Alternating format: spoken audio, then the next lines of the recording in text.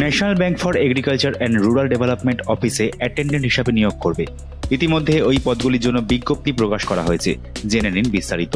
পদের নাম office attendant group C, মোট শূন্যপদ। অফিস অ্যাটেন্ডেন্টের জন্য মোট শূন্যপদ 108টি, তার মধ্যে অসংরক্ষিত আসন 54টি। এছাড়াও তফসিলি জাতির জন্য 4টি, তফসিলি উপজাতির জন্য 12টি, ওবিসির জন্য 28টি আসন সংরক্ষিত থাকবে।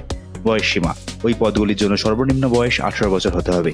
সর্বোচ্চ বয়স 30 বছরের মধ্যে থাকলেই আবেদন করতে পারবেন।